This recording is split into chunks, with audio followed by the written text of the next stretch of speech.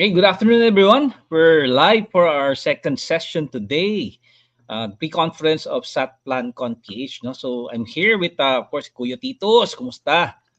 And of Mabuti course, sir, Sir magandang hapon Wilson. po. Oo. Yan. Titos, na-miss ka namin kaninang umaga, ha? Pero si Lito Oo, nandito eh. naghahanap Kaya, buhay muna ako eh. Oo. di ba? Parang may panggastos ka sa Baguio, no? Oo, baka mapagalitan tayo ni Mrs. E, kaya muna, hanap buhay muna.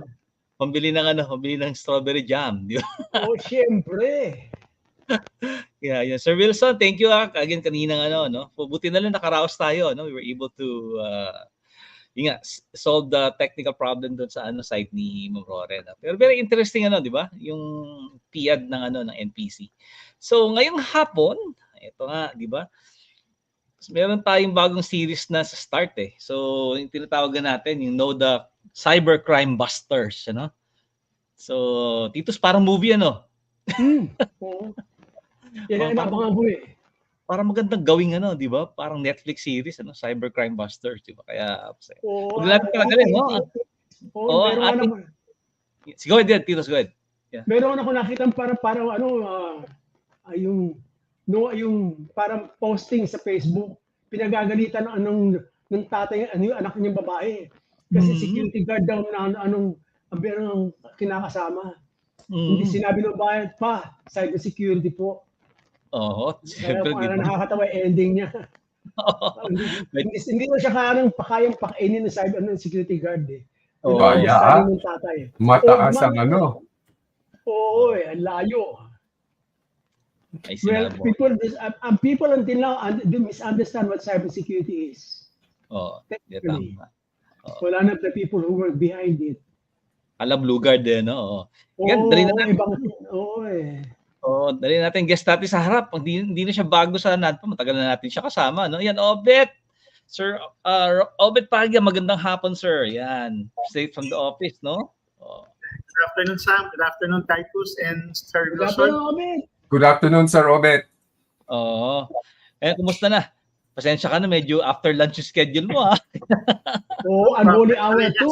Napakahirap. Ito yung mga tinatawag natin oras de peligro. Oo nga, oras de peligro Oo. talaga. Yung feedback ng members natin, gusto nila after office ulit, di ba, Titos? Yung ibabalik natin yung schedule. Oo. And Kasi then, they want to get involved also eh. Kaya pero hirap sila to be able to match work. Correct. Gusto kasi nila marinig kung what's going on eh. So work limited sila eh.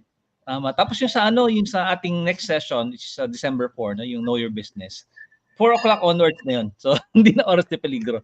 So, pasensya ka na, Sir Obit, ikaw ang kumbaga, hindi na natin maiwasan kasi yung nakaset na yun. And ito, marami na nagiging sa atin. Oo.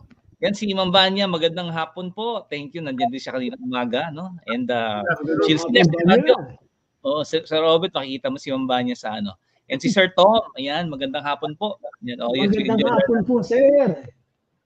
Hindi po kami masyadong kumain kasi aantokin kami.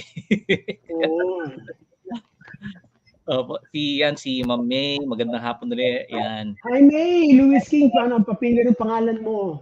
Dear Marie, and then si Oliver, yan. Oliver Revilla, magandang hapon po.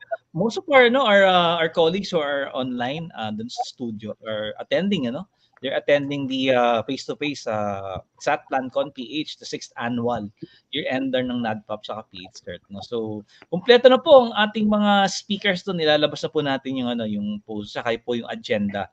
But it's going to be a fun-filled and knowledge-filled 2 days. Si Sir Obit po, magsasaltain natin ulit doon. Saka isa siya sa ating mga SMAC. Titos, alam mo yung meaning ng SMAC, SMACK, Oo eh. Pagdating sa ganyan mga magaling si Sam. Expertise niya yan, communications, talagang skills yan. So si Sir Obit po, speaker, mentor, yan, advisor, coach, at knowledge expert. Yun po yung meaning ng SMAC, Sir Titus. Well, yung pagkamahal tayo ng asawa natin, ini-SMAC tayo, di ba? Pagkagalit sila, SMAC din, pero batok. Buti lang, di narinig ng misis ko yun Ayan, no. Baka gayahin. Katabi ko misis ko, kaya mamaya meron akong smack sa ulo. Kaya gano'n. Wag natin pagaling. Ito po yung series na to, napakasaya dahil nga po we're going to get to know our CyberCrimeBusters. Ang una po nating ahensya. Natatalakayin ay ang CICC, the Cybercrime Prevention Coordinating Center. Yan po si Sir Obet po, pinaunlakan po ang ating imbitasyon, no? And he will take us to Sir Obet. Game na ba? Ilalabas na ba natin ang slides mo? Yes, please. Yan. Ito po. Yan, palakpakan naman natin si Sir Obet. Ayan. Magno-notes muna ako. Magno-notes ako ngayon. Sir Obet, the floor is yours. Lalabas muna kaming tatlo, ha? And then Okay. and then take our community po through the CICC. The floor is yours. Thanks, Tito. Thanks, Wilson. Good afternoon, everyone. So basically, I will just be introducing to you, to all of our participants this afternoon, who and what Cybercrime Investigation Coordinating Center is doing, and what is its mandate under Republic Act 10175, which was created way back in 2012. So the long title of the Republic Act 10175 is an act defining cybercrime, providing for the prevention, investigation, suppression, and the imposition of penalties therefore and for other purposes. Doon po sa for other purposes na yun, kasama po doon yung creation of the Cybercrime Investigation Coordinating Center as the main implementing agency dito po sa Republic Act 10175. So the short title po is Cybercrime Prevention Act of 2012. Ito po, nakasulat po dito. So this is the long title and this is the short title. So the main sponsor of Republic Act 10175 way back in 2012 was the late Senator Edgardo Angara. And during the time when he was still sponsoring the bill that eventually became RA 10175, he said that with this law, we hope to encourage the use of cyberspace for information, recreation, learning, and commerce. And by protecting all users from abuse and misuse, we enable netizens to use cyberspace more productively. In addition, Senator Angara mentioned that this measure will deter people from committing crimes because the virtual world will no longer be a lawless realm. Its enactment sends out a strong message to the world that the Philippines is serious about keeping cyberspace safe. So basically nga po, sabi nga po nila, 4 na daw po nga ang ating space na pinag-uusapan ngayon. Not only land, water, or air, pero meron na po tayong tinatawag na pang-apat, yung po tinatawag natin cyberspace. And that's where the CICC will enter the picture. So, ito pong cybercrime law, medyo ito po yung pinanggalingan niya. So, 87% at that time of Filipinos are internet users, and they are also identified as victims of crime and malicious activities committed online. So one of the first laws that sought to address the problem on cybercrime is the Anti-Child Pornography Act of 2009, under RA 9775, and under this law, those who produce, disseminate, or publish child pornography will be fined from $50,000 pesos to 5 million pesos and slapped a maximum jail term of reclusion perpetua or a period of 20 to 40 years. And then someone who did not mention his name mentioned that the cybercrime law could see internet users sentenced to up to 12 years in prison for posting defamatory materials online. And between the period 2003 to 2012, the Anti-Transnational Crime Division of the Criminal Investigation Detection Group of the Philippine National Police, or PNP, looked into 2,778 referred cases of computer crimes from government agencies and private individuals nationwide. So, yun nga po, eventually the bill became Republic Act 10175. It was signed into law by the late former President Benigno Simeon Aquino III. So, nung po time po ni President Noynoy, naging batas po itong Cybercrime Prevention Act of 2012. So, 11 years in the making po ito. Ito po yung naging cybercrime timelines po, cybercrime law timelines. Nag-start po nga siya noong 2000, yung pong I Love You virus na kinuit po ng isang Filipino. And then from 2000 to 2012 na marami pong nangyari in between. Andiyan naman po sa ating slides. eventually nga po, the Republic Act 10175 became into law way back in September of 2012. So, dito rin po ay nakita rin po natin na nag-start din po ito way back in 1930 doon po sa electronic libel. And libel is defined under the revised penal code, specifically section 355, pero nagkaroon din nga po tayo ng e-libel or electronic libel. And dito po pumasok din yung, kasi nag-start din po actually basically yung creation po ng ating mga laws that would address cybercrimes doon sa e-commerce law po. Until finally nga din po, noong 2012, naipasa po ang ating CPA or Cybercrime Prevention Act of 2012. So, sa Declaration of Policy po ng Republic Act 10175, it mentions that the state recognizes the importance of providing an environment conducive to the development, acceleration, and rational application and exploitation of information and communications technology for what?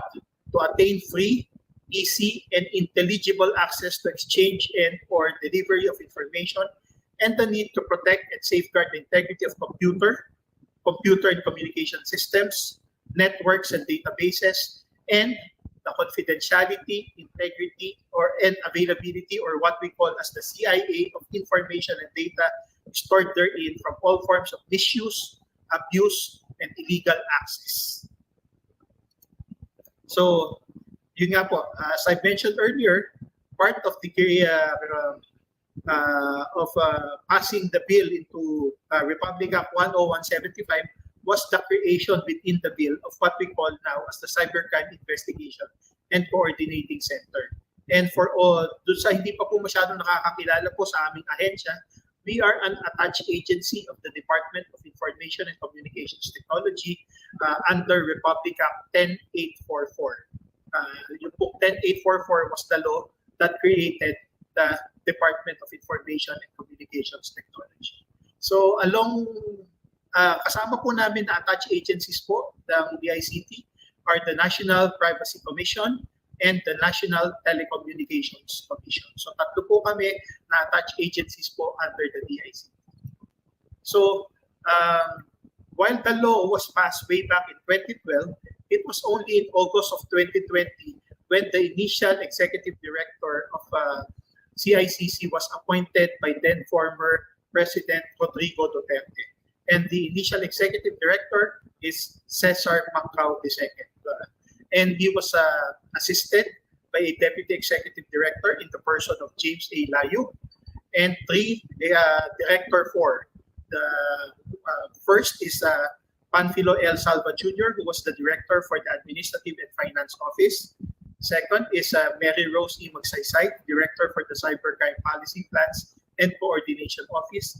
And lastly, the late Police Brigadier General Marvin Manuel D. Pepino, who was the director for the Cybercrime Investigation Office. At present, these are the current officers or executive officers of the CICC. We are led by Alexander K. Ramos, who is now the new executive director. He assumed about August of 2022, a month or 2 months after BBBM or President Bongbong Marcos came into assumed office. Our former director for the Cybercrime Policy Plans and Coordination Office has been promoted to Deputy Executive Director, si Ma'am Mary Rose Magsaysay. Our OIC Director for the Administrative and Finance Office is Mr. Cleo B. Tongaas. For the Director for the Cybercrime Policy Plans and Coordination Office, and my boss here at CICC is Attorney Alvin M. Navarro. And lastly, the Director for the Cybercrime Investigation Office is Sir Roger P. Mosilios. So some definitions of key terms under the law. Cybersecurity refers to the collection of tools, policies, risk management approaches, actions, training, best practices, assurance, and technologies that can be used to protect the cyber environment and organization and users' assets. So basta po tungkol sa mga technologies, sa mga tools that would address cybercrimes, that would improve the cybersecurity posture, then it will all refer to cybersecurity. On the other hand, under the law, ang sa CICC po is not considered to be a law enforcement agency. But under the law, ang tawag po sa amin together with the DOJ Office of Cybercrime are competent authorities with regard to the fight against cybercrimes and improving our cybersecurity postures within the country. So, yun nga po, competent authorities refer to the Cybercrime Investigation Coordinating Center and the Department of Justice Office of Cybercrime. Law enforcement authorities or agencies refer to only two agencies, and these are the National Bureau of Investigation and the Philippine National Police. In fact, under the law, NBI is mandated to create its ACU or the Anti-Cybercrime Unit, while the PNP is also mandated to create its ACG or the Anti-Cybercrime Group. Incidentally, yung pong una po naming director for the Cybercrime Investigation Office, si late Police Brigadier General Pepino nga po, was formerly under the PNP ACG or the Anti-Cybercrime. So these are the crimes and penalties that may be committed against Republic Act 10175 or the Cybercrime Prevention Act of 2012. Offenses, of course, against the CIA of computer data and systems or confidentiality, integrity, and availability. The jail term is prison mayor, and the fine is 200,000 up to a maximum amount commensurate to the damage incurred. Computer-related offenses, it's also prison mayor for imprisonment, and a fine of 500,000 pesos up to a maximum of 4 million pesos. Content-related offenses, it is to be punished. The imprisonment are those set forth in Republic Act 9775, which is prison correctional up to reclusion perpetua. And for the fine, the penalty is also set forth in RA 9775, which is 50,000 up to 5 million pesos. And of course, other cybercrimes na ngayon nga po ay mas marami na po, like identity theft, yung pong mga e-libel nga po, yung mga bullying, yung mga ganun. Basta po, offenses that are committed with the help of computers, then it is considered to be crime under the Cybercrime Prevention Act of 20. So what are some of the offenses under the said law? Some offenses are cyber fraud, theft, cyber sex, libel, child pornography, cyberbullying, and hacking. And hacking is so prevalent right now na alam naman po natin that the government is not also free from hacking na nangyayari po sa ating bansa, sa mundo. Because just recently, as I will be also discussing much later, talagang ang dami pong mga hinahack ng mga government agencies. So these are also some 5 pillars that would help us as under the Data Privacy Act, personal information controller, to keep our customer information safe. So first is keeping encryption practices up to date. Second, limiting access to consumer information. Third, consumer privacy is now a top priority. Fourth, only gather essential information or yung tinatawag na proportionality principle under the Data Privacy Act of 2012, meaning collect only what is necessary or what you need. And lastly, staying up to date with the latest technology trends.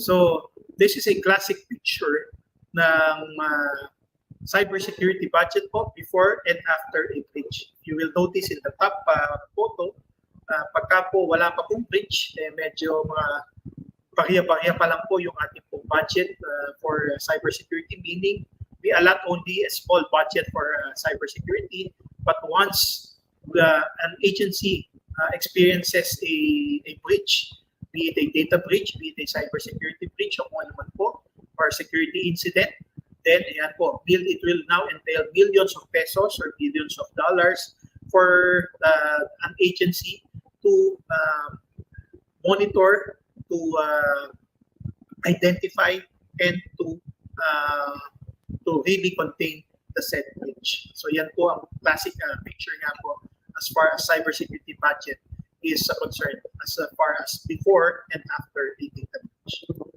So what are the mission and vision of our agency, the CICC?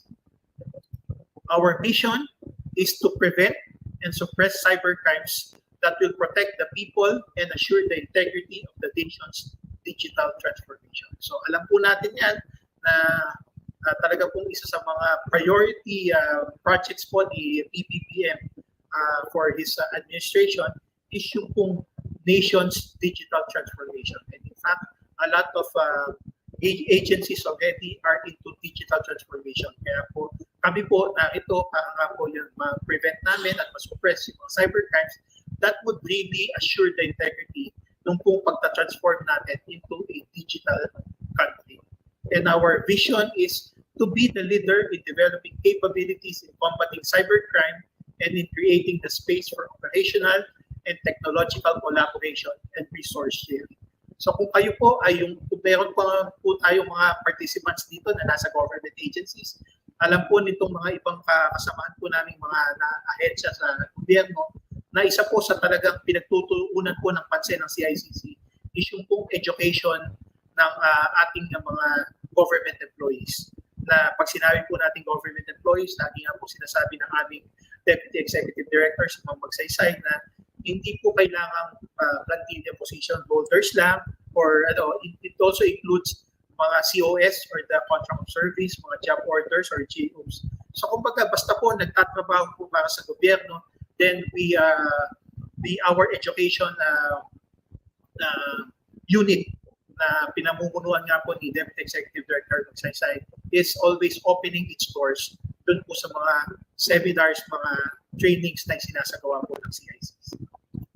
So ano pa po ang mga CICC initiatives aside from yung pong mga initiatives geared towards the achievement of the mission and vision?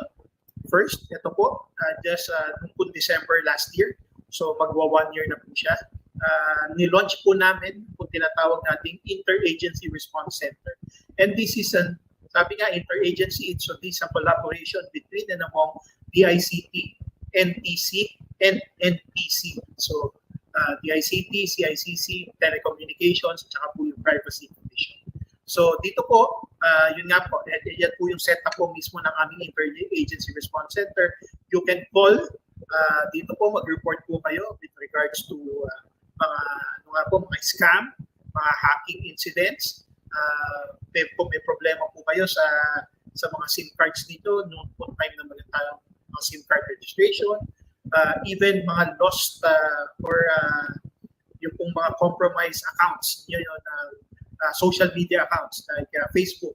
So meron din po kami dito pinoprovide na assistance on how to recover lost social media accounts. So tumawag lang po tayo, ang aming pong hotline ay ito po, 1326.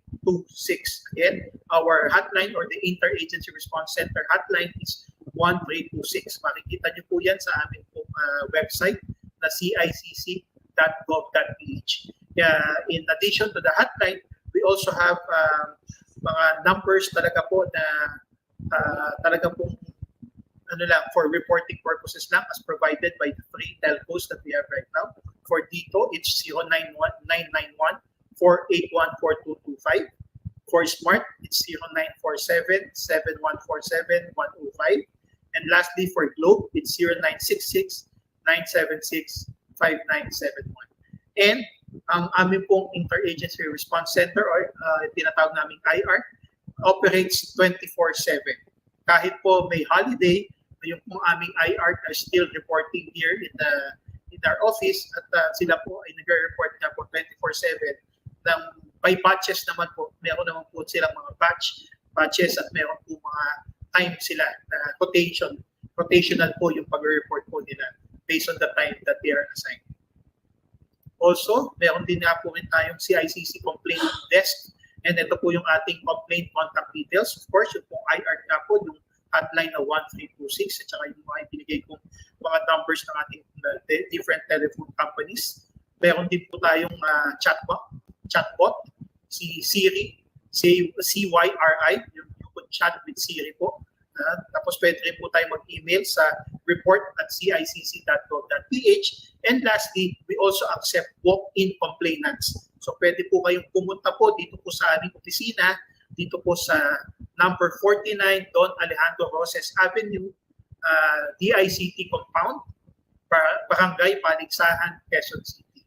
So, madali naman pong hanapin po yung aming opisina, i-base nyo lang po, o kaya kung medyo kabisado nyo po yung Quezon Avenue, pag nakita nyo na po yung Fisher Mall, just across, sa tapat lang po mismo, tatawid lang po kayo sa kabila, yun po yun mismo, Roses Avenue, yung po may Jollibee doon, and then go straight lang po at makikita nyo na nga po yung po DICT. So these are some of our agency initiatives that we are doing right now. We're also, at the moment, we're also providing assistance also to the law enforcement authorities in apprehending mga cyber criminals po.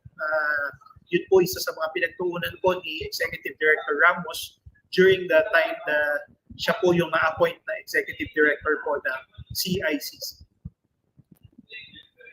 Aside from this, through the efforts also of E.D. Ramos, nagtayo po ang CICC ng tinatawag namin National Cybercrime Hub. And this National Cybercrime Hub is a non-public interfacing facility dedicated to assisting the national government with offensive and defensive strategies with a physical collaboration space and network forum for anti-cybercrime professionals, institutions, and stakeholders. Kung tatanong niyo po kung ano po itong National Cybercrime Hub, basically po, it's a hub where government agencies can collaborate po. So meron po diyang space na provided po for PNP, for NBI, for World Health Organization, yung po mga United Nations, meron din po nandiyan. And of course, at times, dyan din po nag-report po si DICT Secretary Ivan Jan. Most of the time din po, pagka nga po nandiyan po si Secretary, of course, our good Executive Director and Deputy Executive Director are always at the National Cybercrime. So, yun nga po. Pwede po kayong mag-report din dyan. Meron din po kaming mga competent employees that would assist you kung may mga complaints po kayo and you are near in BGC. Sa BGC nga po pala to, sa Department of Energy po, located po yung aming National Cybercrime Hub. So you could visit our office at the BGC and also here at Roses Avenue, Quezon City. So one also of the things that the CICC does as an agency is, of course, to educate our people, our Filipino population on para po makaiwasan po na ma-scam po tayo, lalo na nga po ngayong panahon po nitong Kapaskuhan. In fact, our office just signed a partnership with Scam Watch, yung pong pinangungunahan po nila Josel de Guzman, tsaka po si Sir Art Samaniego, yun nga pong Scam Watch. And we are really, pagka po may mga events po ang Scam Watch, most often than not, nandun din po ang aming Executive Director. Lagi po siya kasama po ng Scam Watch. Po, talagang two-pronged attack po yung pag-educate po natin sa mga population. So, some of the tips that I could give you so to avoid being scammed are as follows. Of course, we need to create a strong password because weak passwords are easy to crack. And with strong passwords, we could keep things safe by making sure that you keep it long and complicated. So ito po yung mga parameters po for us to create strong passwords. Una nga po, keep it long and complicated. Second, use both upper and lowercase letters. Avoid guessable information like date of birth, name of your mother, mga ganon, name of your father, name of your siblings, basta yung madaling mga hulaan po. Fourth is implement two-factor or multi-factor authentication. Fifth, change your password regularly. Yes, yun po. Change your password regularly. Although meron din po naman talagang mga mga accounts like Gmail accounts na nag-expire po talaga yung kanilang mga password and you will be prompt to change your password. Meron din naman iba na nagbibigay rin po ng warning na sasabihin yung pong mga online na services na sasabihin na your password will expire in 2 days, so do you want to change it already or whatever, mga ganun po. And lastly po, of course, never share your password. At ang sabi nga rin po nila, isa rin po sa way of creating a strong password, or kapag nakapag-create na kayo strong password, is never use the same password sa lahat po ng inyong mga social media accounts. So dapat po, iba po yung password nyo sa Facebook, iba po sa Instagram, iba po sa X or Twitter, at sa iba pa rin po mga social media accounts po ninyo. Dapat po magkakaiba po yan. Of course, ito po mga next following slides are warnings that come from mga partner banks namin po. At saka mga bank po din po natin na kung saan tayo po mismo ay pinapadalan through email or even through SMS or short messaging text. Watch out, this is a fake bank text. Bakit po ito fake at saka bakit po ito considered scam? Because if you will notice, ang legit senders po dapat, pagka po ito ay manggagaling sa bangko, the sender should, ang dapat po nakikita nyo dyan na sender is yung name mismo po ng bangko. So pag ang video po nagpadala, makikita nyo po dyan dapat ay video, video alert, video deals, video OTP. Pag Metrobank po, dapat Metrobank. Pag China Bank, China Bank. At kung ano, basically po, dapat pangalan po ng bangko yung makikita nyo sa magpapadala po ng sa atin ng text for it to be considered legitimate. Also, meron din silang warning na be smarter than a scammer with video snap scam. O yun nga po, do not share your username, password, OTP, and card details. Do not click links. Video will never send links via email, SMS, and Viber. Third, do not reply to suspicious senders. Kung may mga questions po tayo regarding our account, bank account, credit card account, we should always visit yung po atin po, yung po kanilang website. Website po talaga dapat puntahan natin. Yan, mag-ingat dahil fake ng bank email na to. Again, yung pong nakalagay po, video online, but if you will look at the address of the supposed sender ay kita nyo, hindi po at video.com.ph or whatever. So, pagka po ganyan, red flag na po natin, yan po ay hindi po legit na email at hindi po yan nanggaling sa mga bangko na pinapalabas po nilang nagpadala ng email. Yan, your OTP, your money, yan nga po, dapat po hindi po tayo nag-provide or hindi natin sinishare yung mga over-the-counter or one-time password na pinapadala po sa atin ng bangko. Kasi kaya nga po yan,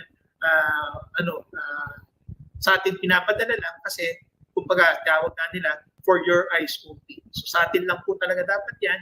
And ito, naglagay po sila dito ng isa pang definition ng OTP. Oh, that's private. Yes, OTP are considered to be private. Ito rin po, this is not an official BDO offer. Yan yung mga invest with BDO na matataas pala dadamihin daw, dodoblihin daw yung mga pera natin or something. Ito, mag-invest na daw tayo ng ganito. So again, this is a scam. Pagka po ba dyan, i-red flag po ulit natin. Yan, mga ganitong tawag na yan nga, sasabihin sa inyo, we could help you increase your debit card spending limits or pwede rin namin taasan yung credit limit na inyong mga credit card by simply providing us with your username, password, and your one-time PIN or your one-time password. So, hindi po dapat natin sinishare yung mga details niya.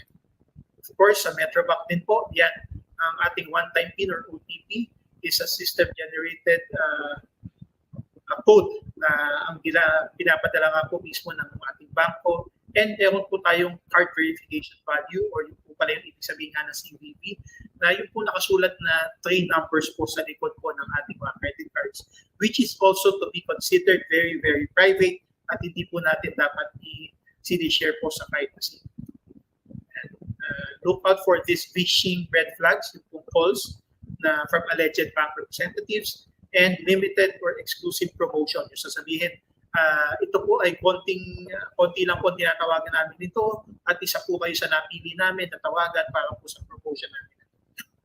So mag-ingat po tayo doon kasi kung talagang legit bank promotion siya, hindi yan dapat limited. Of course, kung sino yung mga mga depositors nila, dapat lahat yun ay kasali po doon sa kanilang mga promos na ganyan.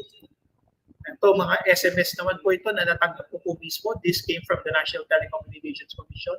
Babala, huwag ibigay ang personal na impormasyon sa text o email mula sa mga hindi kilalang number o email address. Maging ligtas at huwag maging biktima ng scam. Second, from land bank naman po, never share your OTP to anyone or input it on any link. Yan. Sinama ko na lang po yung ano na yan, pero mga old ano naman po kasi yan, mga old text na lang po yan ng land bank. This Union Bank, meron po silang tinatawag na CyberSure na mga tips nila. Talaga proactive po nila in sharing, sending mga CyberSure tips na po nila. One of which is Union Bank will never send links in emails, text messages, or other communications, and do not click the link. SMS phishing is on the rise. Watch out for text messages asking you to click on link and update your mobile number. Beware of text messages from unknown senders pretending to be from Union Bank. Yeah. Meron din pong one of the well-known cyber information security officers in the Philippines right now, si Sir Angel Redoble, who's both the CISO for PLDT and Smart, mentioned in one of his interviews by ANC Digital, ABS-CBN News Center, without scrutinizing these fake advisories, one can easily be fooled into thinking that these are officially released by the bank. We need to take the time in going over these messages. Also, beware of calls supposedly coming from bank representatives. Cyber threat actors have become familiar with the dialogues used by official bank agents that they can sound very convincing. So yan po ang sinabi ni Sir Angel Redoble. Nag-warn nga po against fake advisories from banks and even those providing e-wallets. And during the time na naging patas po yung Republic Act 10175, there were cases filed against the legality and validity of such law. And in the case of the Sini versus Secretary of Justice et al., the Supreme Court ruled that there are several provisions of the Cybercrime Prevention Act that violated freedom of expression and privacy, among others, Sections 4C3, Section 12, Section 19 of the Act, which were found as unconstitutional. Among others, yung Section 4C3 restricted freedom of expression. Section 12 naman po was declared in violation of the right to privacy. And third, Section 19 was found to violate the rights against unreasonable searches and seizures. But overall, the Philippine Supreme Court ruled that RA 10175 is legal. Of course, pati rin po yung mga most of its provisions, specifically that provision that relates to online libel. So the Supreme Court mentioned that punishing online libel is declared to be constitutional. But the Supreme Court also warned that despite being constitutional, it will be on the condition that only the original author will be the one held liable. So kunyari po, meron na isang online libel na ipinost, tapos senior lang po natin yon. So yung mga nag-share po nung post na yon or online libel post will not be found guilty of the crime of online libel because as contained nga po in this case by the Sini versus Secretary of Justice, only the original author will be the one held liable.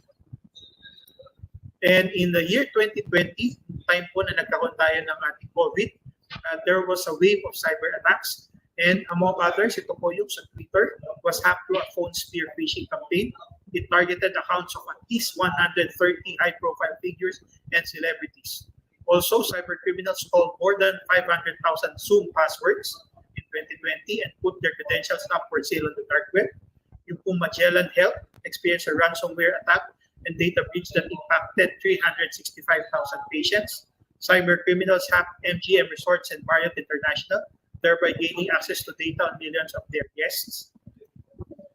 And what are the most common types of cyber threats? Of course, malware. It's a software that's specially designed to gain access to a system. Phishing, fraudulent emails, man-in-the-middle attack, intercepting information that is being communicated between two different sites. SQL injection, injecting code into a database to provide hackers with access to information. DNS tunneling, extracting data using malicious server. And of course, DDoS or the distributed denial of service attacks, making a network resource unavailable to its users and disrupting the regular traffic.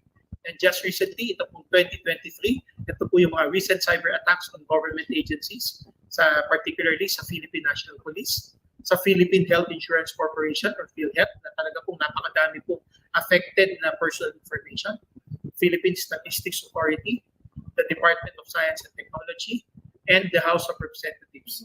There was also a report via Billionaire.com on October 5 na nagkaroon daw po sa cyber attack sa NICA. But then, according to a good friend of mine in NICA, ito daw po ay just reposted. Kumbaga parang rehash na lang po. It happened pa po mga some years back pa po. So, hindi naman po daw totoo ito sa National Intelligence Coordinating Agency. And let me share you this quote from Rakesh Soni. He mentioned that protecting consumer data should be a top priority for any organization. As the world continues to take a larger step towards online systems, more and more personal information becomes available. And this presents large-scale opportunities for cyber hackers, which could result in major losses for companies.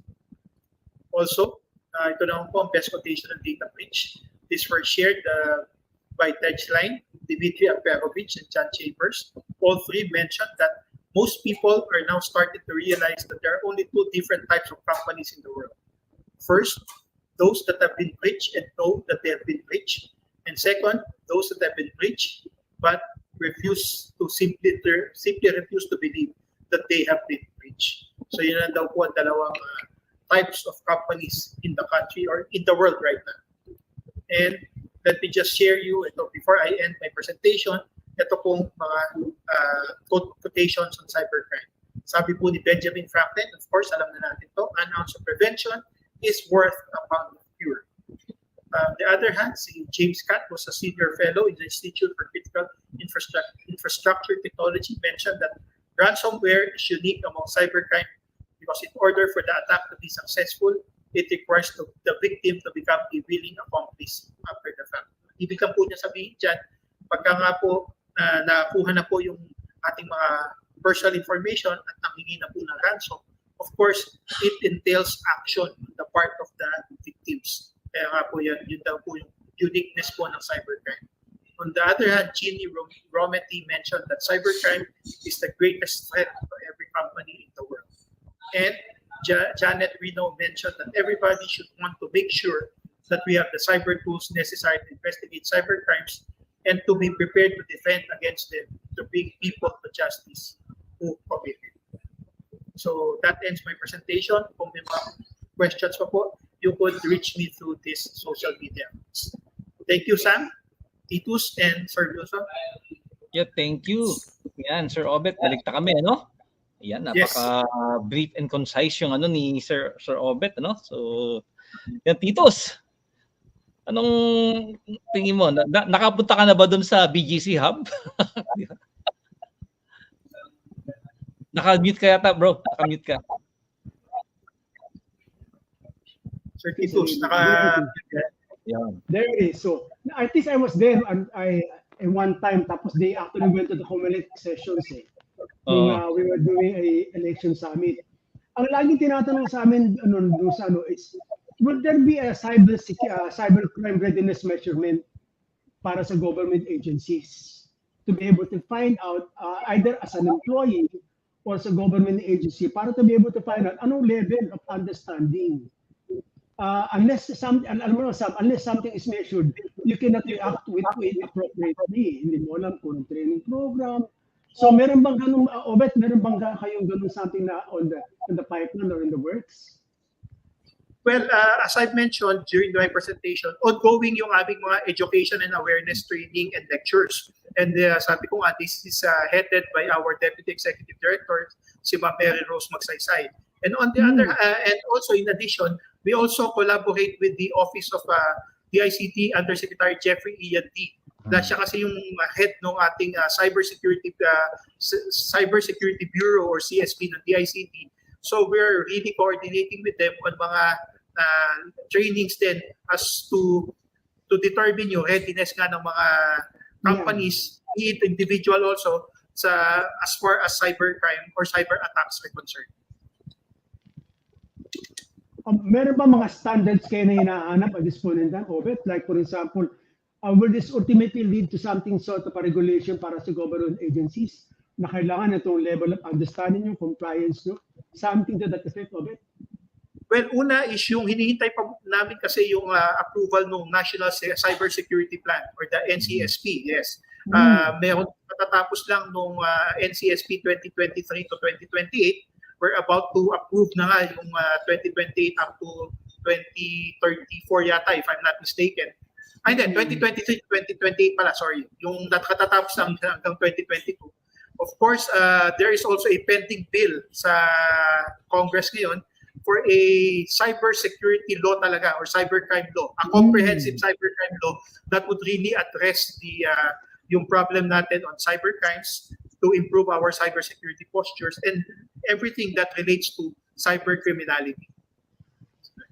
Thank you. Very exciting yun, Don Sam, kasi that was an issue na unless you're able to measure something or to put a program together, it will actually be parang paulit-ulit lang siya sa ano eh. Pero these guys are working hard, sa totoo lang, no? Because we saw them talaga everywhere. Si Magsaysay actually was coming to us on a regular basis. Meron siya mga training programs na binabanggit. Maybe at some point in time, pwede natin i-adapt yung to be involved with them sa training programs sila because that will go nationwide eh. Yeah, correct. So that's something that we can collaborate with eh. Oo. Lalo yung IARC, ano? Yung IARC nila, sir. Oh, Sir Robert, ilan ang ano mo doon? 3 shifts yun eh, di ba? Tapos 24/7. How many seats do you have? 3 shifts siya yung aming interagency response center. Hindi ko lang talaga alam yung mga times nila, pero 3 shifts nga, as mentioned by Sir Sam. And it's 24/7. As I mentioned earlier, kahit pa holiday, may mga pumapasok, nag-report to really man our interagency response center. Ang galing, ano? So, multiple magaling. So, tawag, etc. Tapos you have chat pa, no? Si Syri nga, di ba? Sa cyber but baka meron kang summary on the most common, di ba? Yung most common complaints of Filipinos. Kasi pag binig-data mo yan, si Sir Wilson is a big data scientist, eh, no? Initially, nung namin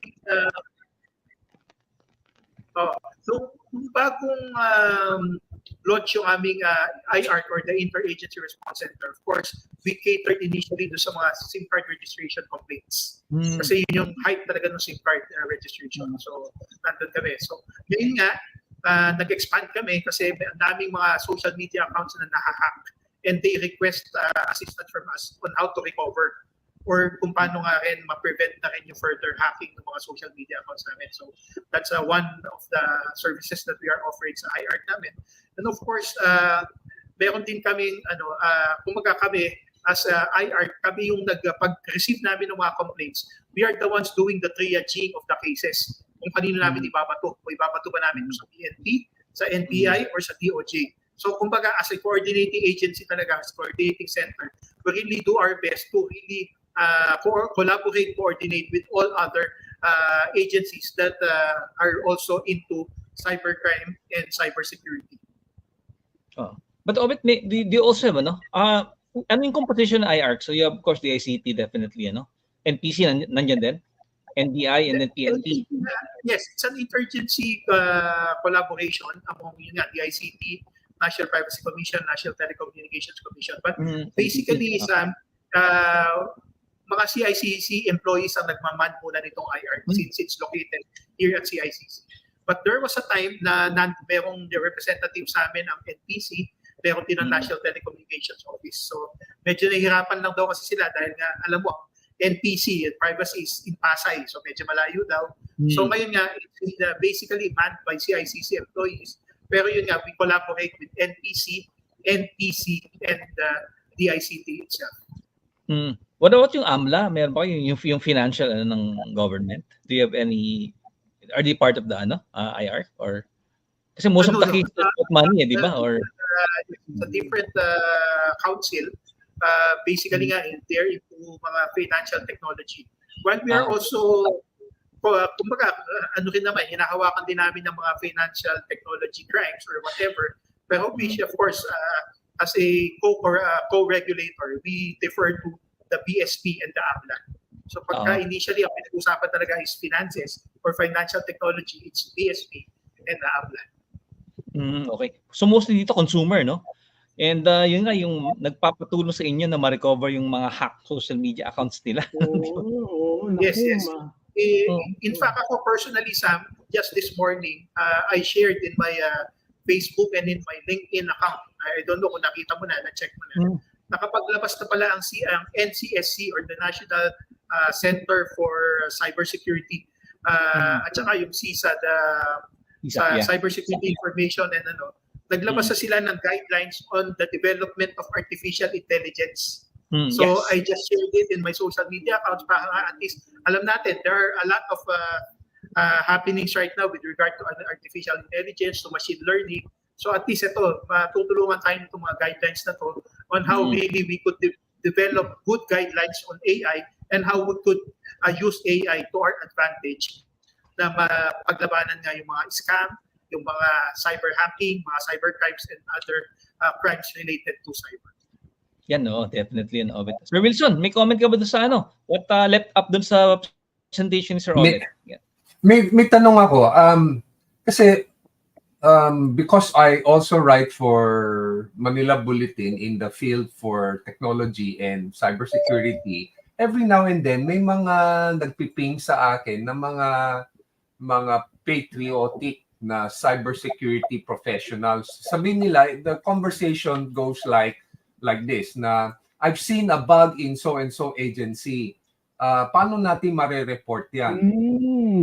So, question, now having heard your interagency task force, baka pwede na nila i-report sa inyo at kayo na bahalang mag-contact doon sa affected agency. Yes, Sir Wilson, we do that. Kaya nga, actually, we really market our hotline 1326 very well. Kasi nga, gusto namin na maging aware mga tao, mga companies, na pagka may mga problems sila regarding cybercrimes or cybersecurity, i-report na lang po nila sa aming hotline na 1326. And then we'll build up a system. Yes. Ngayon, sir, ang second question, can you protect their anonymity, yung mga nagre-report na yes, sir. Hindi sila what's the colloquial term? Rest back? Yes, that's correct. Yes, yan. We protect them. Pero kasi tayong tinatawag nga sa Data Privacy Act yung anonymization, pseudonymization, or yung talagang, kumbaga, papalitan yung mga pangalan nila. So, before we also launch the IR, nakipag-coordinate natin kami with the National Privacy Commission para malaman namin kung proportional ba yung mga kukuhanin namin mga data sa kanila. Baka mag-overcollect kami or mag-undercollect kami or that. Kaya nga talagang sure kami na we were guided by the National Privacy Commission as to the types of information that we request from callers, from complainants, at mga nag-report sa amin ng mga cybercrimes. So ulitin ko lang just for purposes of confirmation. Anyone that has information to share about a vulnerability that exists in any agency or public government office can simply call up your numbers listed in the slides, and they can stay anonymous, and they've done their patriotic duty to the country. Yun lang. Yes, sir. Bibigay nila, and then bahala na kayong mag-escalate to whoever needs to be in the loop. Yes, sir. Yes, sir. Oh, maganda yan. Pwede po yun. And we welcome that, sir. Para at least makipag-collaborate din kami with those agencies na nakakakuha ng mga information na ganyan. Sa hotline 1326, Sir Wilson. Hotline 1326. Ginawa ko na ng Twitter post eh. Pinost ko na nga yung hotline 1326. Pati yung dito, Smart and Globe. Yes, sir. Number. Thank you, sir. Thank you, sir. I-post din natin ito sa security forums na kung meron kayong bugs na nakita, dito nyo i-report. So, Sir Obet, may mga ticket yan, pagka naka-receive ang isang ARC,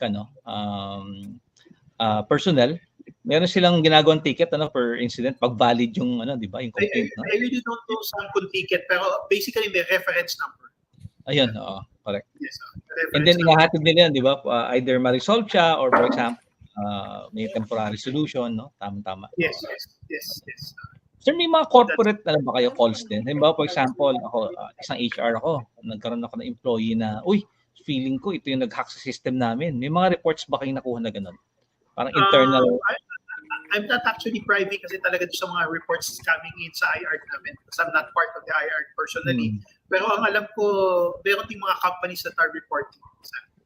Yan, oo. Kasi Sir Wilson, Sir Tito, diba? Isa yun sa mga nakakatakot na scenarios na insider yung pasimuno ng kalokohan sa cyber sa opisina niyo. And yung nga, our colleagues at NADPOP, you have to be on guard, and kailangan diyan tight partnership with your HR team.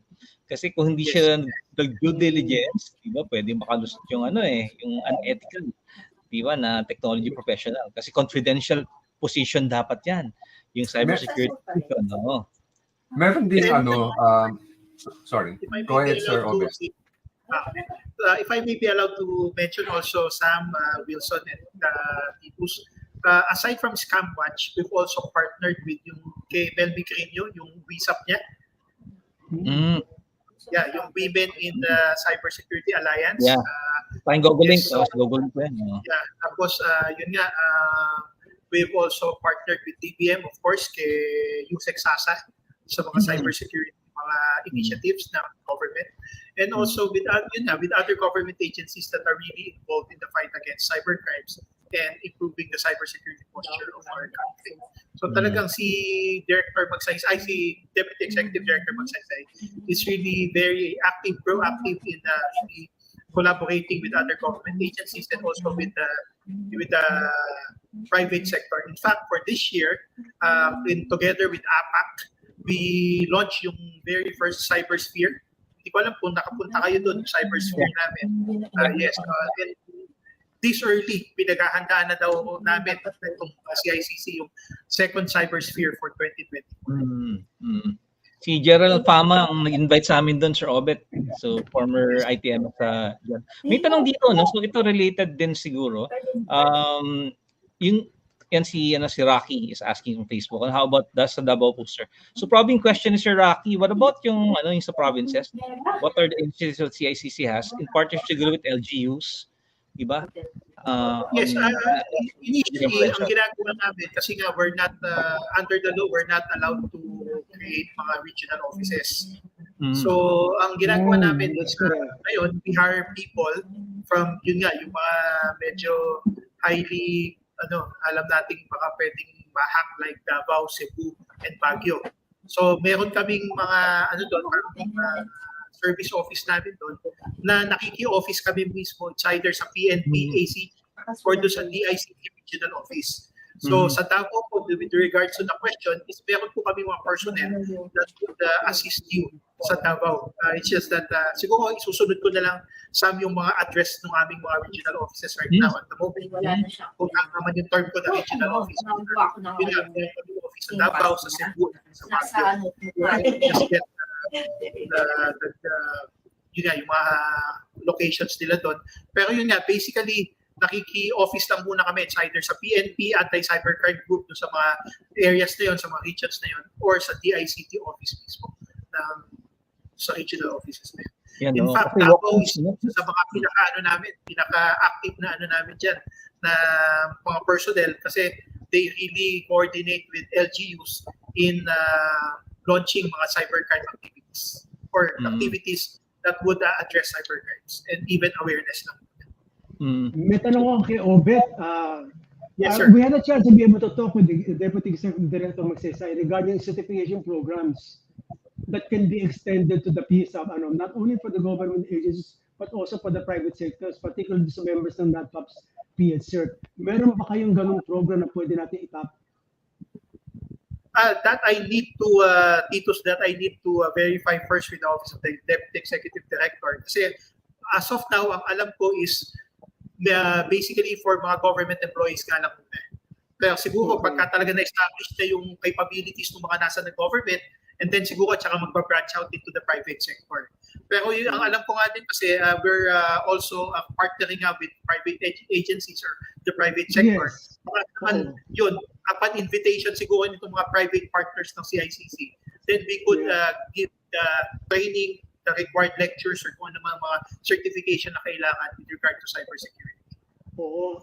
Please remember us on yung paradise, sir.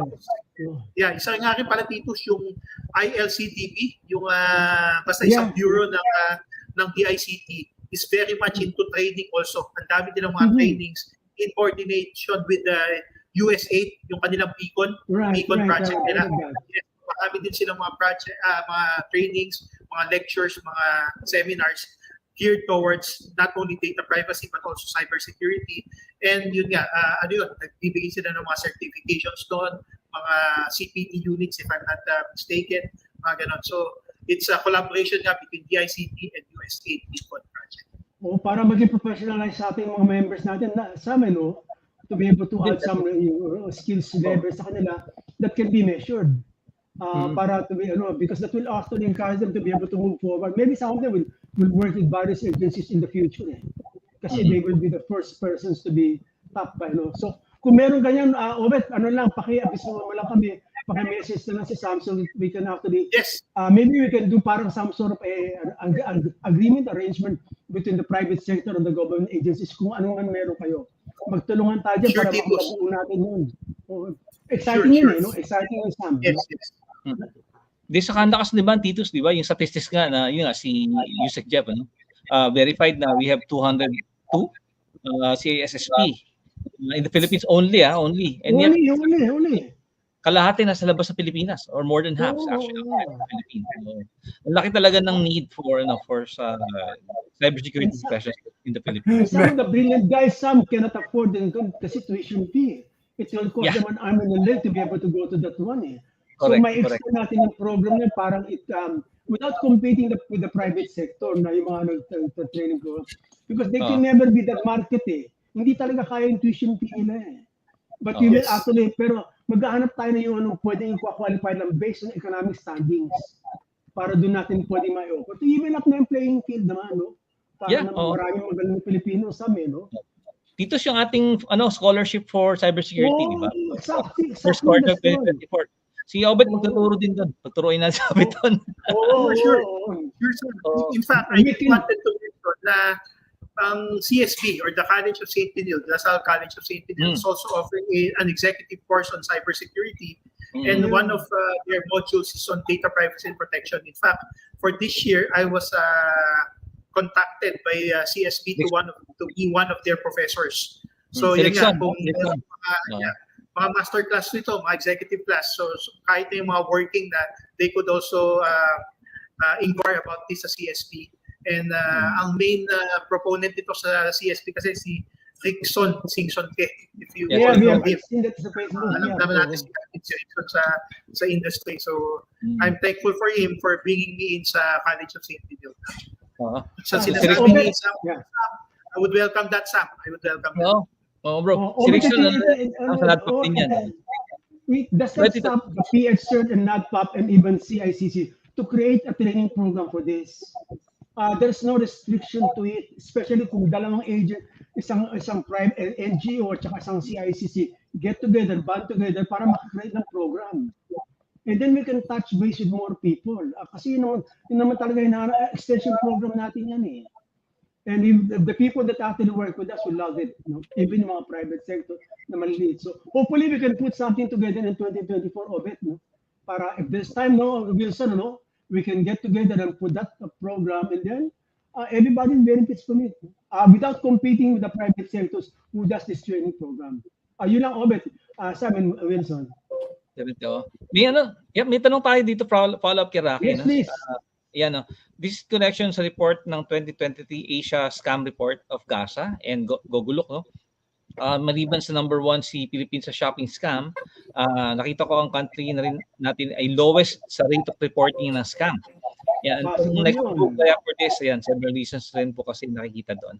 Yung sabi ni Rocky na Yes, Sir Rocky. Of course, we all know that na talagang medyo mababa pa yung awareness level kasi nga ng ating population with regard to kung kanino ba sila talaga dapat mag-report ng mga scam na to. So that's why if we will notice, si Sir Alex is really very visible not only in online media pero talagang sa mga TV shows na din, talagang sa ANC, sa ABS-CBN, sa marami siyang mga pinupuntahan lately ngayon. In fact, yung binanggit ni Sir Rocky na yung anti-scam na yun ng GASA at ng Google.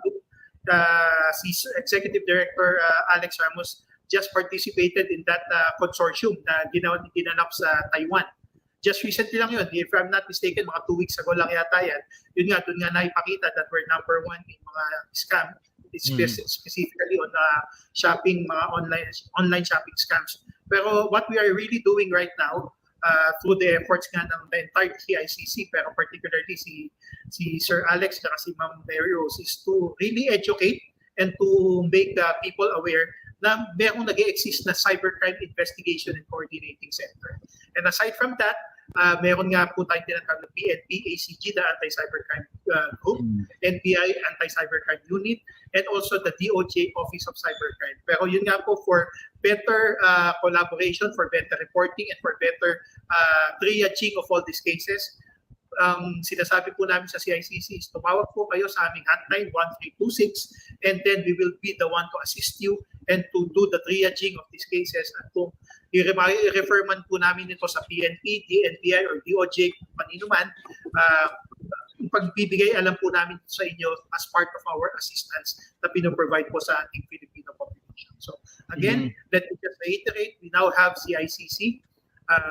Meron din rin po tayong hotline, yung 1326. And for all na nandito po sa atin na nag-participate, may I just request na sana po mai-propagate po natin yung po hotline po ng CICC. Again, it's 1326. Ayan, thank you.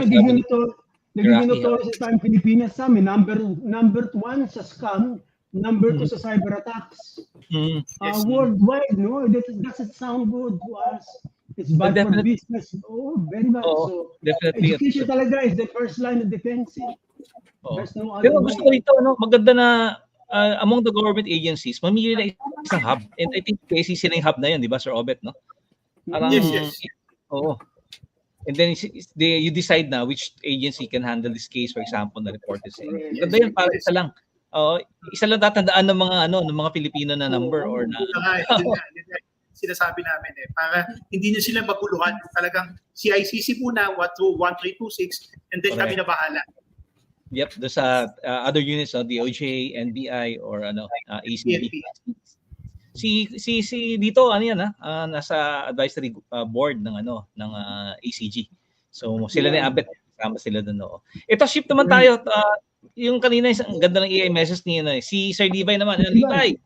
Ayan. So good afternoon daw. Would the guidelines involving the AI space also consider the case and causes of bug bounty hunter? Sabi ni Sir Vincent niya kanina, it appears that although generally they're well-meaning and with noble heart, the question of being legitimate is always considered, especially in the absence of regulation. Ito, nakatali doon sa tanong ni Wilson kasi di ba pagka nag-report ka ng vulnerability, pwede sabihin sa'yo, bakit mo tiningnan? Wala kang authority to do that. No? So, or baka ikaw ang tumira kaya alam mo. Imbis na ikaw good guy, you will be suspect. Black ka pala. Hindi ka you become a suspect. Oo. Kasi meron naman tayo tinatawag na ethical hacking, di ba? Meaning they're really white hats. Right. People who are recognized. Yun siguro maganda tong topic ito, Sir Obet, kasi usually a gray area, And a white hat can easily become a black hat. Di ba? Yes. Motivation lang magbabago dun or circumstances. Ito. Thank you, Levi, for your question. So, yan, AI space, etc. Salamat, Levi. Bounty hunter. We'll look into it, Levi. We'll look into it. Sana makatulong din kami sa pag-develop din ng yung sinasabi mong bug hunters bounty. And Titus, related to your people development, I think yung awareness is just stop there sa yung mga basic Pwede magkaroon ng mga specialist courses, for example, digital forensics, di ba? Cyber engineering, ito nga yung bug bounty hunting. It's also a skill na nag-emerge sa cybersecurity practice, no? And of course, cybercrime practice din. May mga nagpo-focus sa security, may nagpo-focus sa solving crime, diba, and preventing crimes. So, ang laki talaga, if you look at the global landscape, ang dami ng new jobs na lumabas related to cybersecurity and cybercrimes. Kaya yun siguro, we can focus on that. And maganda, may roadmap, no? Siguro yung dapat yung importante yun. Kung pag school lang hintay natin matatagalan, conservative sila eh. Matagal yung transition eh. Mabilis ang takbo ng technology. We have to step in to be able to solve this issue. So talaga yung people development is really the key for us. No? There's no other way. Lagi nga namin tinitingnan, dapat ang cybersecurity plan has to be meron siyang tinatanong yung overwhelming coverage. Hindi lang technology, yes, meron people, process, and technology. Importante yun eh. Otherwise, it will never work eh. So it's an issue that after them to settle. At least now we know. We can create something for 2024. Hopefully, Obet, this is not the last time we're going to meet. Siguro yung mga succeeding natin. Magkikita kayo sa Baguio, Titos. Naku, maghabang kwentuhan yan, Obet. Baka hindi ka always available. Si Sam is lagi ang message. We will miss si Wilson. Wala sa Baguio eh. Okay lang. Sige. Nasa Singapore naman yung mama. Okay, ayun, nagpapasalamat po. Online din natin. Pag nandun tayo, i-online natin si Sir Wilson. Yan. Para makasama naman. Oo, sige. Thank you daw, sabi ni Levi. Yan, oo. So, wala anuman, Levi. Basta ikaw. Levi, yung thank you mo, punta ka sa Baguio ha, kay ni Mouch. Di pa sila nagko-confirm napupunta sila eh. Kaya yun So ito, Obet mentioned several laws, and dito also we've been monitoring several cybersecurity related laws. And yung isa nga doon sa dagdag pa sa sinabi ni Obet, yung critical information infrastructure. Law, yan ng dapat natin bantayan eh. Kasi maraming cybercrimes pero most of them siguro mga scams on money, di ba? But pag yung critical information infrastructure natin ang tinamaan, for example, yung utility sector, electric di ba? Electric grid, etc. Yan ang nakakatakot. Sir Obet, ano naman yung initiative ng CICC para to bolster yung ating CIIs in the Philippines? Ang alam ko mayroon ng in-appoint kasi mismo si SecUI that would look into the critical infrastructure information natin para talagang improve natin yung cybersecurity posture nito ating mga critical infrastructure information. The problem kasi talaga is malawak kasi yung CII, critical infrastructure information, and it is really dependent on the President of the Philippines kung ito sasabihin niya na CII ito. So at the moment, hindi talaga namin malaman pa, DICT at CICC for that matter, kung ano pa talaga yung kailangang i-protect as far as cybersecurity is concerned. Kasi nga, we're really away. If you look at the definition of cybersecurity information, yung CII nga, yung tinatawag natin CII, if you look at that definition sa batas, napakalawak ng definition. Critical infrastructure information. So we really have to identify talaga, to delimit ano ba talaga yung CII for us to really know how we could be of help to this. Pero katong isa sa pwede ko i-mention dyan, yung nangyayari nung New Year natin, di ba? Yung nangyayari sa airport. And airport is considered to be critical infrastructure information or critical infrastructure for that matter. Binigyan ng mandate dyan ng Office of President at CICC mismo to step in. So nag-conduct ng mga investigation sila Sir Alex Ramos, yung kasama yung ibang mga officers namin dito, officials and employees namin dito. And I think they've already made their, I believe they've reported directly already to the Congress as far as yung naging findings nila doon sa airport incident ng New Year. So we're stepping in naman, basta naman may mga ganyan at merong talagang binigyan kami ng mandate ng Presidente, although it's outside of RA 10175, tumutulong naman ng CICC. Yan and we can approach it, for example, siguro Titos, for our members who are part of mga CIIs, maybe we can give them extra care, and siguro nga more training kasi sino kayo nag-hang aming pictures ayong nag-ano ka pictures. Para everybody's mukha ako lang ata. Gumagalaw naman kami nila Wilson sa ni okay, sige.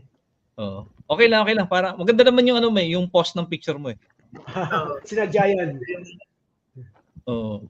Kaya yun. Teka, nag-ano pa tayo ng questions sa Sir Wilson, ako may tanong ako kay Sir Obet. If possible lang, okay ba sa inyo mag-share ng isang success story? Parang may walkthrough from the time na may tumawag, and then, you know, it resulted in a safer internet community.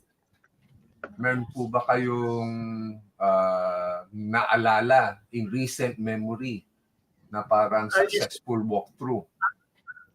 I'm not really so much privy into the information. Pero earlier this year po, Sir Wilson, si Lloyd Sammartino, the veteran actor, nagkaroon po siya ng na-compromise po yung kanyang Facebook account, if I'm not mistaken. At parang ini-involve siya into a cybercrime. And this happened actually in Davao din. So, tumulong. Na-meet ko sa isang conference yung kanyang pinsan. So, his cousin told him na mag-report nga daw dito sa amin sa CICC. So, when he reported, when he came over, I was able to introduce him personally to Executive Director Alexander Ramos. And nung nagkausap sila, tumuloy pa nga sila from here sa Roses, tumuloy sila doon sa National Cybercrime Hub sa DGC. And I was informed na na-apprehend yung mga nanloloko kay Lloyd Sammartino. So that's one of the success story, yes, ng CICC in helping with the Filipinos na yun nga sa mga anti-cybercrime. So medyo sikat kasi si Lloyd Sammartino, kaya siya yung nabanggit ko. Tsaka personally kasi ako yung nilapitan niya.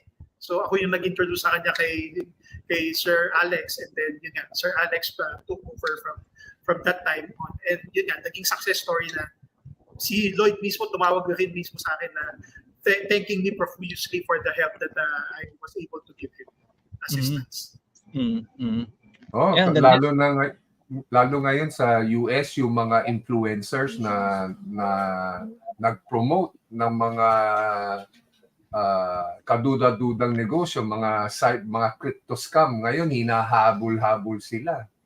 So, yun. Right. Maraming ganyan, Wilson no? So, it's becoming a cottage industry. As long as there are people who can be a scam, there will be scammers. Ganun lang. There's a saying from sa Americans that a fork is born every minute. So, normal yan po yan. And scamming is really a numbers game. You don't have to get everyone. Maybe 1 in 1,000 will do it. Ano lang yan, it's really sending messages. That reminds Sir Titos, that reminds me, and I think it's a good segue into AI. As far as I know, there's no regulation in the Philippines penalizing people that use deepfakes, no? Or I could be wrong, no? So the scenario would be, let's say, we get the face of Lloyd Sammartino, correct? Sammartino, no? It is now possible using technology to make it appear as if he is endorsing a popular brand of or popular promotion that turns out to be a scam without Mr. Lloyd knowing or participating actually in the scam. So now the question here is there such a law na you can apply to the people that perpetuated the AI deepfake? Well, at the moment, sir, wala pa talagang law that would regulate AI. In fact, sa ibang mga first world countries na masasabi natin, like US and the European Union, they're still developing pa nga yung mga AI laws or AI regulations. But at least dito sa atin kasi we have pwede kasi siyang i-classify as identity theft. So, nandyan yung Data Privacy Act of 2012 as well as itong sa amin sa the Cybercrime Prevention Act of 2012. So, at the moment, dahil nga wala pa nga, yan muna yung pwede natin i-apply ng mga batas that would handle yung AI na yan that could result to identity theft. Yun po muna, service. Gentlemen, gusto ko lang i-touch konti yung cyber libel, no? Dahil it's still part of your mandate, di ba, Sir Obet, no? Yung cyber libel. And ang ganda nga nung yung ginawa ni si JJ yan, 'di ba? Yung DC versus sa Secretary of Justice. Na the originator of the libel will be the only one na na liable, 'di ba?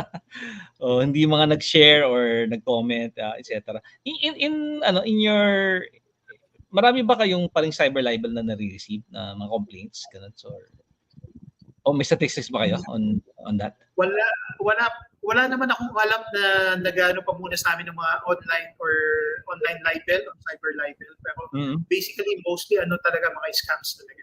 In fact, in one of the studies made by UNICIS that involved the Philippines, ang 3 top common breaches daw na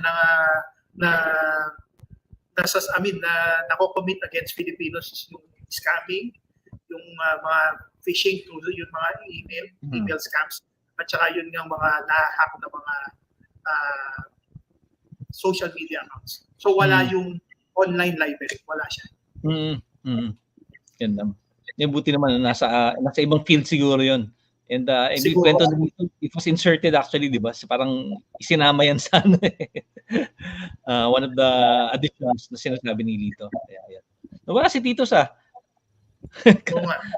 Baka yung yun po ang magiging topic po, magpunta po kayo sa Baguio kasi we'll have Sir Obet again, he'll be discussing KPIs and scorecards, Sir Obet. Yes. Yeah, maganda yan dahil he'll be introducing to you KPIs for cybersecurity and data privacy. And then baka hindi nila alam sabi yung KPIs is key performance indicators. Yan, tama yan. So sa 2024, maganda na magaganda tayong KPI targets. Kasi na Sir Obet, di ba, pagka mali yung KPI mo in the first place, yes, mas mahirap ma-achieve yun. So yan, Sir Obet will take us through that. Day 2, Day 2 Sir Obet, di ba? Pero sa day 1, smack na siya. He'll be one of your mentors and coach dun sa day 1. Kaya yan. Sir Wilson, any last words or questions kay Sir Obet? Ako meron lang akong I have one question, but it's more personal related sa business namin. We see a lot of attacks coming from China. So I wonder if do Chinese companies reach out to your agency complaining about Philippine hackers hacking them naman din? Do you get, kasi I saw your credential pang international coordinator. So do you get international inquiries or complaints? At the moment, sir, wala pa Sir Wilson. Yes, wala pa naman. Mostly kasi, sir, to be honest, international cooperation, it's my division, pero hinahawakan din po kasi siya ni Deputy Executive Director Magsaysay. So, mas po si Ma'am Magsaysay po sa mga ganyan po. Pero as of the moment, sa mga reports po, wala naman po ng mga foreign companies, specifically from China, na nag-report po sa akin. Wala pa naman. That's it. Yan. Pero maganda yung itakal. As we mentioned this morning, we're part of the ASEAN-Japan cybersecurity cross-border crime. We can actually get your feedback also, Sir Obet, once we become more active. May meeting na kami sa February. I'm not sure if you are aware, gentlemen, but I think one of the largest scam na mga parang Pogo-like was in Myanmar, and they got shut down recently. So I wonder if that has a knock-on effect in the overall rate of scam in the Philippines. Well, sir, with regards to that, kasi I really don't know kung aware din kayo, sir. We also closed down. I mean, kasama po ang CICC sa naging operations na yun. We also closed down a Pogo, Pogo company dito, somewhere in Pasay, na nag-double up into yung love and dating scam. Love scam, dating scam. So talagang mostly, mas maraming Chinese na nandun, pero meron ding Malaysians at meron ding konting from other nationalities. Pero yun nga, CICC was part of that operation na talagang nakapag-shutdown po yung Pogo company na yun. Pati yung mga online lending, Sir Obet, napasaway, no? Yes, pero pagka kasi online lending scam, Sam, it's mostly the NPC who's at the forefront. Sila yung nagpapa-close, nagsususpend nitong mga online lending na to was who are into shaming activities. Yung pagpapadala ng bulaklak ng patay, sabihin, baka gusto mong susunod, padala ko kabaong, mga ganun. It's mostly the NPC who's at the forefront. Correct. Yung buti, this morning kasi si Rora yung sinabi yung the most common complaint sa kanila. Ngayon, pa rin yung online lending pa rin. Online, yes, online lending. And to be honest, hindi naman sa nagpo-promote ako ng sarili ko for service. So, a lot of people reach out to me pagka gusto nilang mag-file ng complaint sa NPC. Siguro nakikita nila na that I was formerly with the NPC also and that I'm into data privacy practice. And nakakatuwa, may mga natulungan naman ako, mga dalawa na yata kahit paano naman, may natulungan na ako na i-file nila sa NPC and naging successful naman yung complaint nila sa NPC. Ayan, yung kanilang right to complain, tinulungan mo sa right to be remunerated, Sir Robert, di ba? Yes, right to be remunerated. Yan ang puso ng Pilipinas sa service. May tanong si Levi, ayan, sipag talaga si Levi eh. Ito nakita ko rin to, yung 2023 to 2030 Australian Cybersecurity Strategy, So yung Essential 8 Maturity Model yata sinasabi niya, with a 6 shield point. Ang tanong ni Levi, do we have something similar that will come out from the Philippines siguro? Yes, Levi, yan nga yung binanggit ko kanina na National Cybersecurity Plan, the NSCP. In fact, we have that. Meron tayo existing yun yung up to 2022. Ang dinidevelop ngayon is 2023 to 2028. It's just that sa batas namin, sa RA 10175 Levi, ang CICC is the one mandated to create the National Cybersecurity Plan. However, with the passage din ng Republic Act 10844 that created DICT, nalipat sa DICT yung pag-develop nun. So, it's the DICT who's taking the lead in the development of the National Cybersecurity Plan. So, yun nga, initial draft na siya. Ang alam ko, when you take a look at that sa website ng DICT, dict.gov.ph, they're still asking yata for additional inputs before they finalize the NSC. So yun yung counterpart sa Australia na yan, Levi. Yan, hingi daw advanced stuff. Actually, Levi, may draft na sa hanapin namin, padala namin sa'yo, bro. Pagka napunta ka sa bago, bigyan ka ng kopya. Bigyan natin kay Levi para umakyat. Kaya yan. Ang timing nga, I remember, yung October was Cybersecurity Month, di ba? Dapat pipirmahan na sana as an executive order. Kaya lang, ang daming mga hacks na nangyari. Sumabay yung mga nakapag-fiesta sa Cybersecurity Month, ang mga hackers. Kaya nga Yes. Wait, Titos, welcome back, ha? So, nakata ko eh. So, nagpalit ako ng gadget, pero hopefully this one holds. Akala ko nagpalit ka ng damit eh. Malapit na. Kaya yan Okay, si Obet talaga mas nagkukwentuhan to, kaya nga sa mga conferences minsan, Obet, di ba? Pinapagod natin si Obet. Say thank you, Obet. Nagkukwentuhan kayo sa likod, sabi niya, di ba? Chairman, ito, Titos, maybe, and Wilson, siguro final question kay Obet. Then we're going to ask it, yung words of wisdom from Sir Obet. Alam niyo naman itong session na to, this is a pre-conference. It's meant to help our colleagues sa NADPOP sa PH-CERT to prepare for 2024 in data privacy and cybersecurity. So, yan, Wilson, Titos, any final questions, or maybe you'd like to augment yung message ni Sir Obet? Very interesting in discussion natin today. Talagang I'm talking from the point ng human resources development and I always believe that education is always the first line of defense. Without the education, we will always be where we are today. So talagang kung pwede, Obet, ipupus natin yung commonality ng training programs. If it's too expensive to be able to work with an institution na talagang pag sumingil parang isang taong budget ng opisina yun, maybe we can create something, because we did create one for information security essential certification na talagang we work with another institution. Nakabuo kami ng 60 attendees. Ang binayaran ng kada tao, 900 pesos lang. And it runs for 36 weeks. So it's a collaboration, bigayan lang. Hopefully we can work something out na kasi yung mga members natin na nakikinig, excited sila Not only will improve the capacity to be able to manage yung sa kanilang institution alone, but they can always extend service pwede natin isama kasi yun eh, para meron kang extension service, kasama sa pre-training yun na meron kang outreach program. Parang pag nirenew mo yung lisensya mo, kailangan meron kang pakikita na nag-serve ka sa isang community like a government agency. Di ba sama, no? It works probably for everyone eh. Please, go ahead. We'll announce that sa Baguio, Titos, yung ating Oo, maraming exciting system na ilalabas. So, sorry, binuko ko na siya, no? Kasi ako excited eh. Nung pandemic kasi pinag-uusapan natin yung palagi, Titos eh. Kaya at least dapat matuloy na yan eh. Obet saka sa Wilson eh, no? It's a great service to the community and to the country. Binoluntod na natin si Obet na magturo. Kaya... Oo, yan. Laway lang yan, Obet, saka we can do it online eh. Pagpaalam ka na namin kay Sir Alex, no? Mag-hit ka doon ng 1 year. Yun. Thank you for dito, Sir Wilson. Nakamute ka, Wilson. There it is.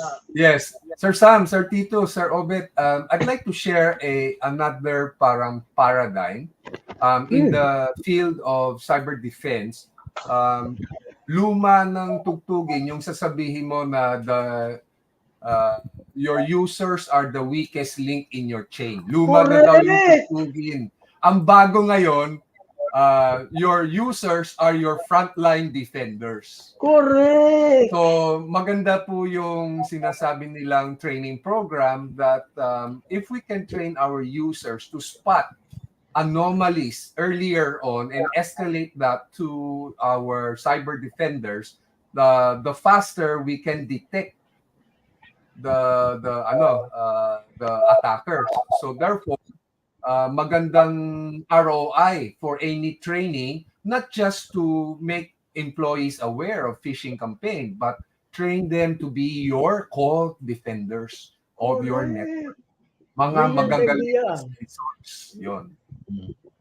Yan, thank you, Sir Wilson. Alam mo, segue yan doon sa talk naman ni Sir Titos sa Baguio. People-centric strategy for data privacy and cybersecurity. Kasama talaga. Training is always the key there. Talaga yung bubuhay sa Pilipinas. No? Yan. Kaya yung mga hindi pa nagko-confirm sa Baguio dyan, tulad ni Levi, mag-confirm ka na. Sure. Mismo. Comment si Sir Tom, namimiss daw niya yung Privacy Friday sa Fight Back Cybersecurity. Sir Tom, ito na to nagsisimula na tayong bumalik doon sa mode na yon kasi nga, ang request pa rin ng members sa atin, after office.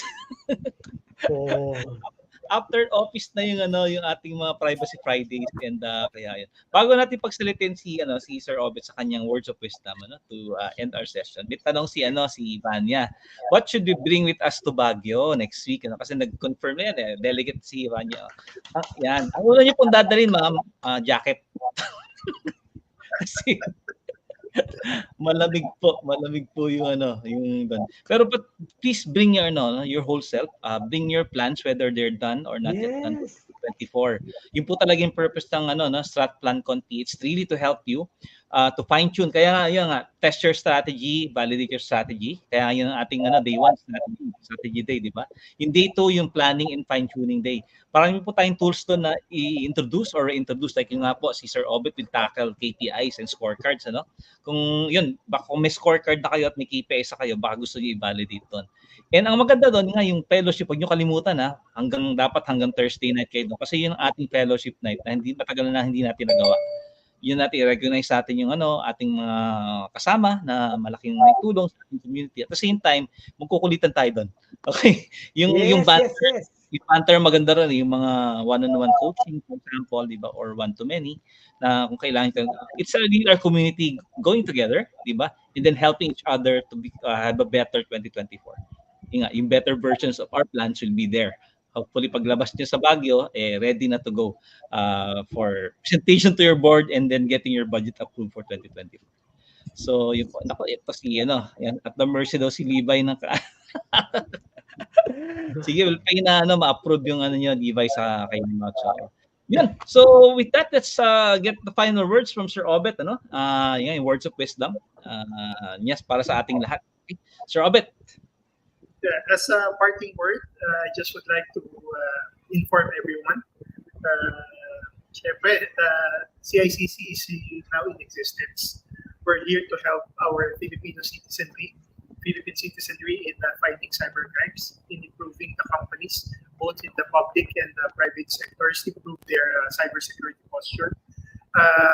Wag lang po tayong matakot na pagka meron tayong mga nalaman na mga information, sabi nga po ni Sir Wilson, regarding cybercrime, regarding mga crimes related to cyber, pagbigay alam lang po natin sa CICC through our hotline, 1326, at saka po yung ibang mga numbers po na provided ng DPO, Smart, and Globe, respectively.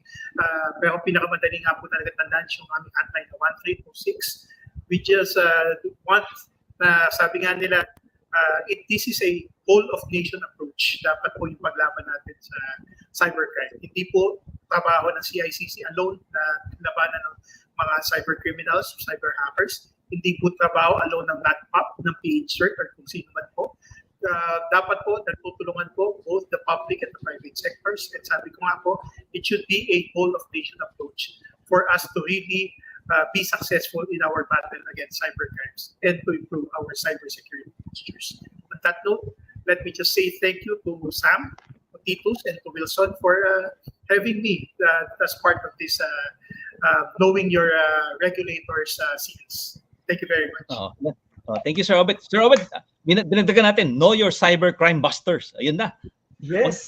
Magandang t-shirt yun, ha? So, para kay Sir Obet. Gawan natin CyberCrimeBusters siya. Okay, Sir Alex. Sige.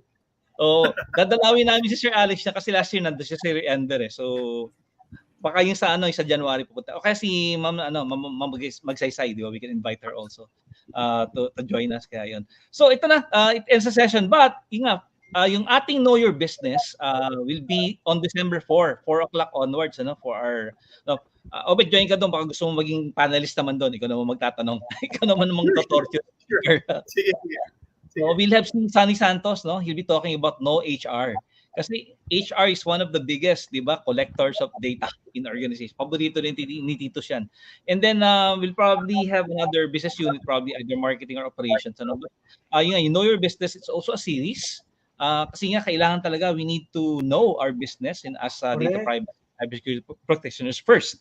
Kasi kung hindi natin alam ang business natin, what are we protecting? For example, are we allowing this collection to happen? Is it within our legitimate purpose, etc.?